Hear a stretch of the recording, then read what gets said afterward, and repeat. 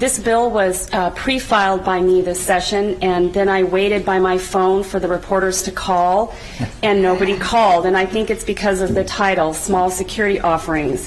So I have renamed this, calling it the Innovating Alaska's Act, because, Mr. President, what this bill does is it provides access to capital for entrepreneurs and innovators in our state so that they can pursue their dreams. We often talk about economic development and growing the pie and wanting to diversify our economy. And, Mr. President, this bill does that. It intends on opening a door so that we can grow the economic pie by helping provide access to capital for those business ideas and small businesses.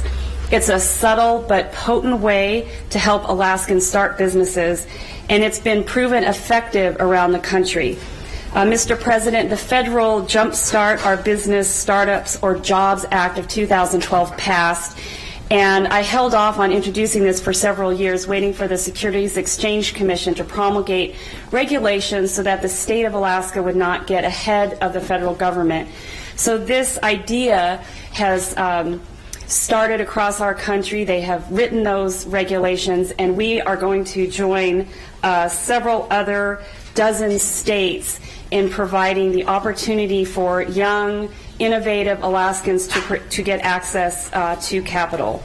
The way this works is that young companies would advertise and sell equity shares, often through a portal or a website, to a group of investors. Usually the investments in private companies have to go through brokers or formal investment avenues, and this makes it easier for small investments in Alaska-based companies. Both the company and the investors, Mr. President, would be Alaskans. And this can be used for any type of business, a LLC, an S-Corp, or a C-Corp. Currently, entrepreneurs can raise funds online through sites like Kickstarter and GoFundMe. However, they can't issue stock to investors. So, for example, Mr. President, if your daughter were to have a Kickstarter site, she would put her idea out there, and people who were excited by that idea and wanted to support it would provide funding. The way this works is that the business, the person with the business idea would have to contact the Division of Banking and Securities to get approved. Then the investments that they would receive would be held in escrow by a bank. And once the amount of money that they wanted to raise was raised, they would then have access to their money through the bank. Mr. President, this limits the amount of investment by individual Alaskans to $7,500, and it also per year per company, and it also limits the amount of money that a company can raise through this means to $1 million. Mr. President, the innovation and entrepreneur community in Alaska is thriving, and what we know is that access to resources and capital is really the next step in what they need.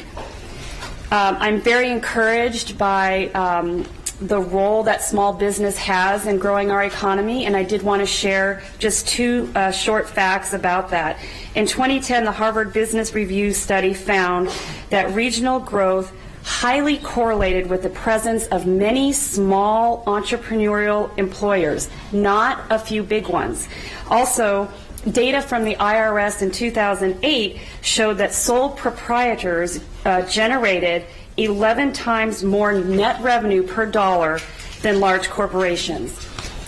Crowd investing makes it easier for business startups to get capital and grow, and it's a nimble, flexible way for Alaskans to participate in some of the ideas that we're seeing out there among young Alaskans. And I did want to mention there is one business idea I wanted to share.